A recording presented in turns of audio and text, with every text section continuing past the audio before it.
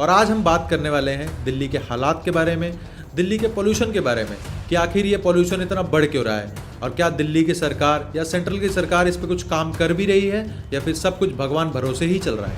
एक एक राज्य में पंजाब, हरियाणा, मध्य प्रदेश, उत्तर प्रदेश, राजस्थान, आज हर जगह पराली जलाई जा रही है और केंद्र सरकार हाथ पे हाथ धरे बैठी हुई है। आज पूरे नॉर्थ इंडिया को एक मेडिकल इमरजेंसी में धकेल दिया गया है। मैं आज निवेदन करना चाहता हूं और देश के माननीय प्रधानमंत्री जी से भी कहना चाहता हूं कि हस्तक्षेप करिए। देश आपके हवाले है, पूरा आधा देश परेशान है इस इमरजेंसी, मेडिकल इमरजेंसी से। अपने मंत्री साहब को बोलिए कि एक मीटिंग तो बुलाएं। मैं आपको क्या बताऊं, ये शहर ही ऐसा है तुम्हारा, यहाँ रहना भी इच्छा नहीं होती। दोस्तों, दिल्ली का हाल इस समय किसी गैस चैम्बर से कम नहीं है और ये मैं आपको दावे से कह सकता हूँ क्योंकि मैं दिल्ली में रहता हूँ और इस जलन को मैं खुद ही महसूस कर सकता हूँ। दिल्ली में बाहर निकलना किसी जंग से कम नहीं है और ये एक ऐसी जंग है जिसमें आपकी हार है और इस हार के जिम्मेदार आप खुद हैं।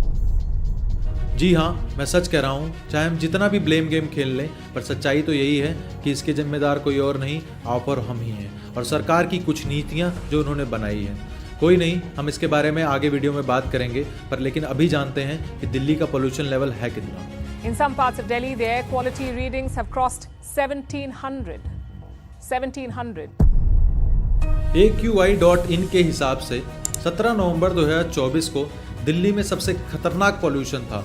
ये खतरनाक पोल्यूशन इतना था कि दिल्ली के कई इलाकों में एयर क्वालिटी इंडेक्स 1000 से 1200 तक के बीच में पहुंच गया था।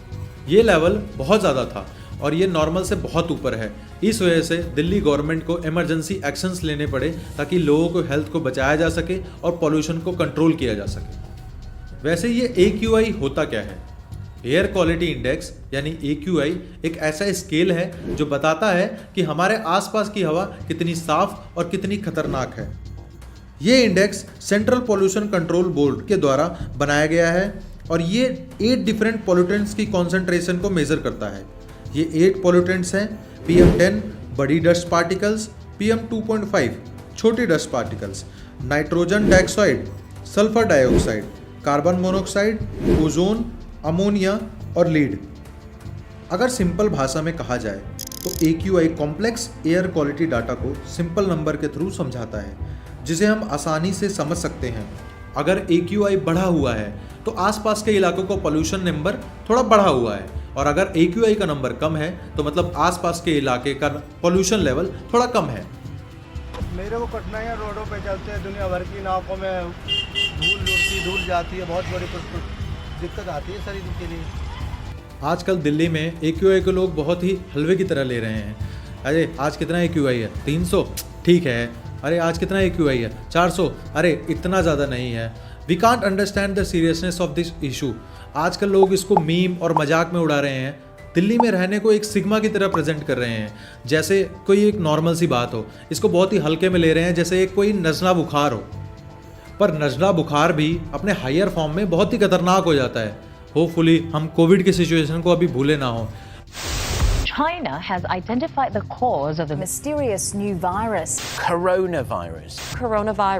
पर हम क्यों वेट करते हैं कि जब तक सारी चीजें हमारे हाथ से छूट ना जाए, जब तक नेशनल सिक्योरिटी पे बात ना आ जाए, तब तक हम इस चीजों को कैजुअली क्यों लेते हैं?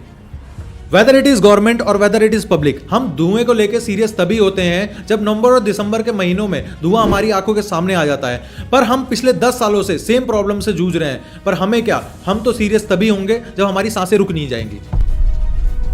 आज पूरे नॉर्थ इंडिया को एक मेडिकल इमरजेंसी में धकेल दिया गया है।